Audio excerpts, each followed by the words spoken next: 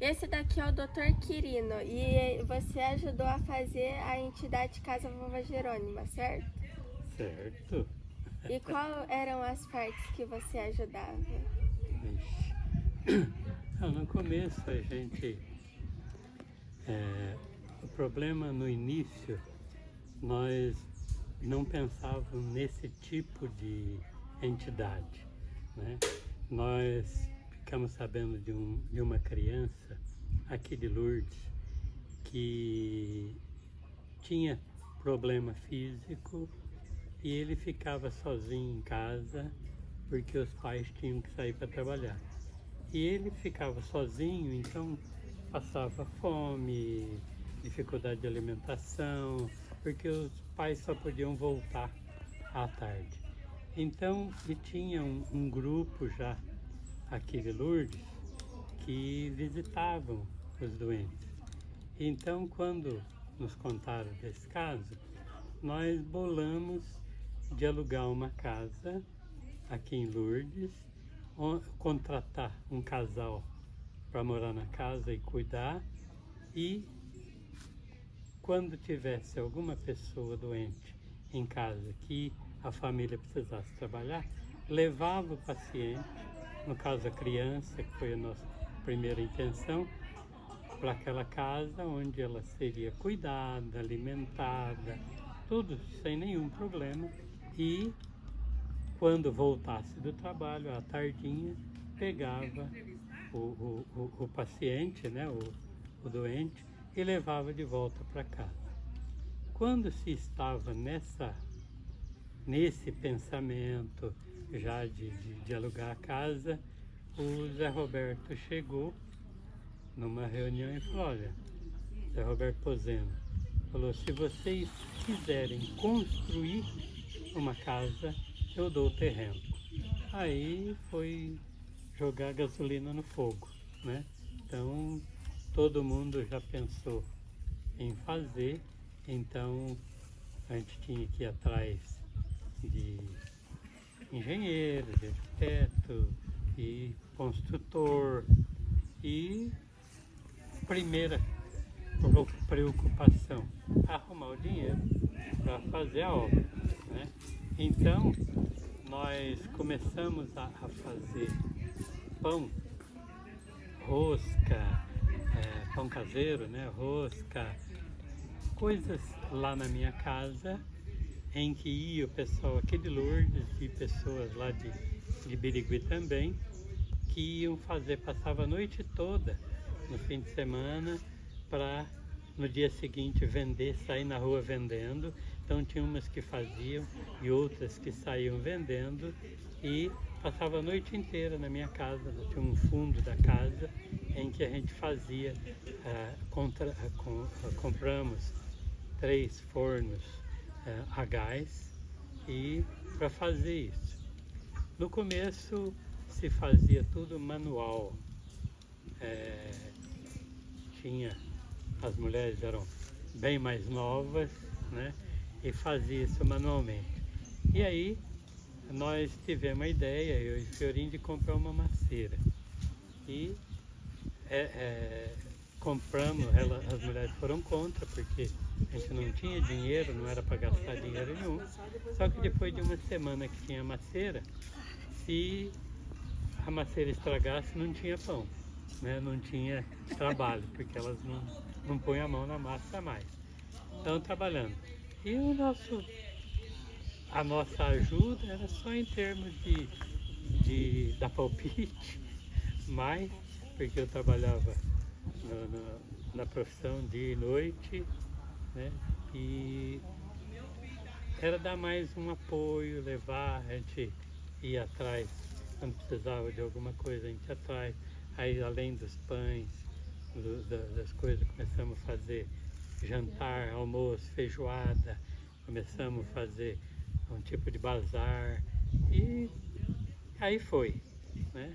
E as dificuldades foram aparecendo. A primeira foi quando a Geusa e a Iole foram procurar uma arquiteta para fazer a planta da casa. E a primeira pergunta da arquiteta foi quanto dinheiro tinha em caixa. E elas começaram a rir porque não tinha nada em caixa. Mas aquele pessoal de doido, né, que foi aparecendo, apesar de alguns não serem corintianos, mas era tudo louco, e começou, e aí está a casa que foi conseguida com muito esforço, com muito trabalho de todo mundo que participou. Uns estavam no começo, depois saíram, mas outros entraram e alguns continuaram até hoje, né?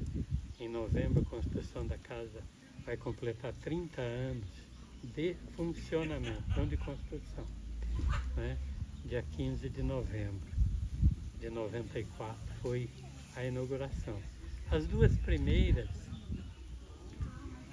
internas foram a Dona Duca e a Dona Ana, que a Dona Ana morava no fundo da igreja evangélica aqui. Então, e com isso, e nós sempre procuramos da casa não ter nenhum preconceito religioso. Então, com isso nós nunca perguntamos para a pessoa que precisava internar qual era a religião para a gente dar uma preferência. Nunca se teve, apesar do grupo todo ser espírita, mas angariamos o respeito de todas as religiões. As duas primeiras eram evangélicas, os evangélicos aqui, que era um grupo fechado, fizeram toda a parte de armários na cozinha, eles fizeram para a gente. Todas as nossas festas eram feitas no salão paroquial da igreja católica. O nosso locutor de rodeio era o Rodrigo, o Siqueira, mas o Rodrigo, na época que começou, inclusive ele era o presidente da igreja aqui.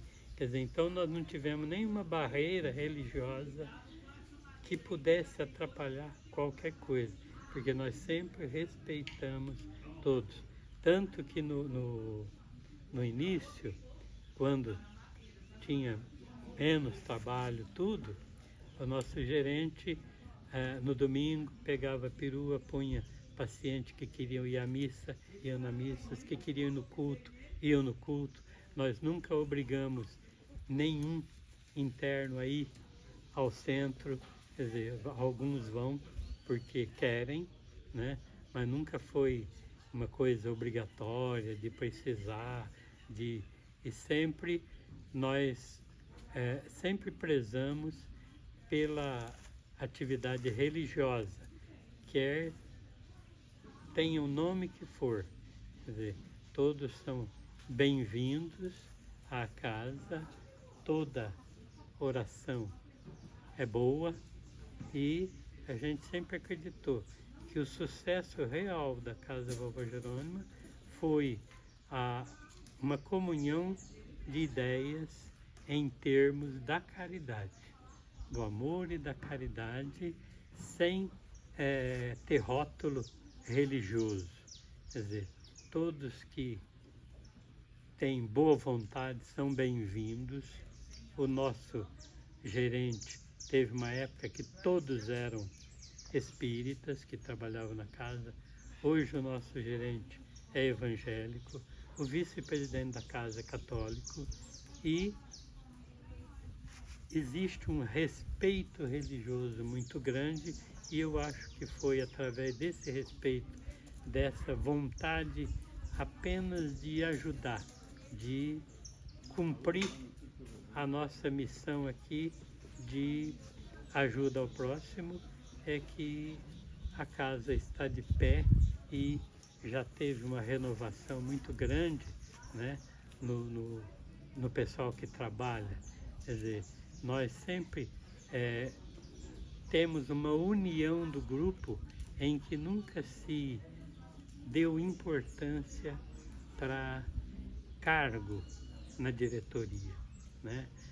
Quando a gente faz uma reunião, por exemplo, eu nunca pertenci à direção da Casa Vovó Jerônimo, nunca fui, não tive nenhum cargo, só que em todas as nossas reuniões, o grupo todo que está ali tem o mesmo voto que o presidente, que a tesoureira, que todo mundo. Quer dizer, todo mundo é igual, independente de ter cargo ou não. Então, eu acredito que com essa renovação que nós fizemos, inclusive no nosso estatuto da casa, em que nós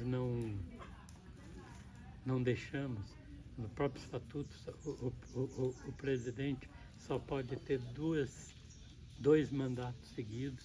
Quer dizer, então começou a haver uma renovação e hoje existe um grupo novo aí que os velhos já estão sendo empurrados para fora, né? Eu não considero velho, então não tem problema, ainda continuo junto trabalhando. Ai, deu sono. E tem algumas coisas que precisam ser faladas, né?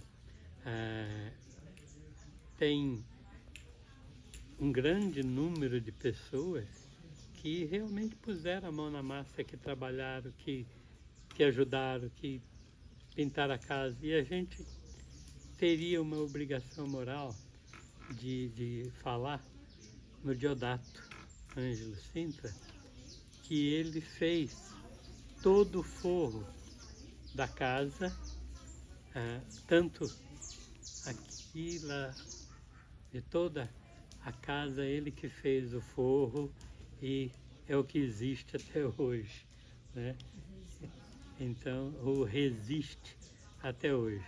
Então, claro que a gente não pode citar nomes de quem trabalhou, porque certamente a gente esqueceria alguns, mas que já nos deixaram, né? Então o Diodato, o Fiorim, né?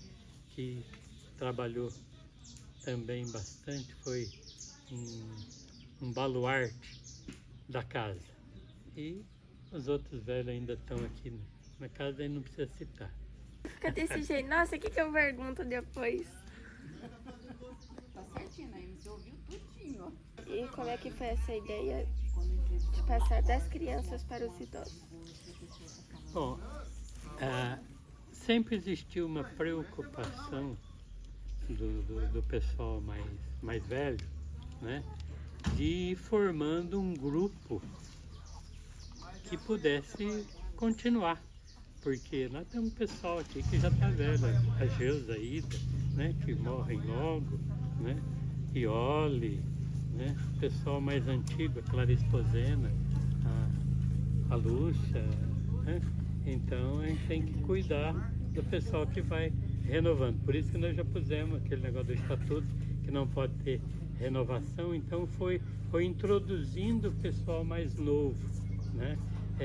A gente espelhou, bem que a gente já fazia antes, mas o Divaldo uma vez fez um seminário no Rio em que os jovens reclamaram que os velhos não davam lugar para eles trabalharem, né?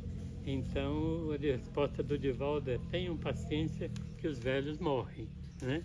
Mas nós estamos querendo fazer isso antes que eles nos desejem a morte.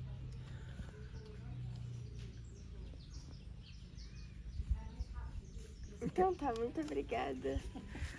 Acabou por aqui. Eu é que agradeço a oportunidade de falar da nossa entidade assistencial Casa Vovó Jerônimo. Você é linda e simpática. Obrigada. Tá vendo? Ela me defende. Eu também.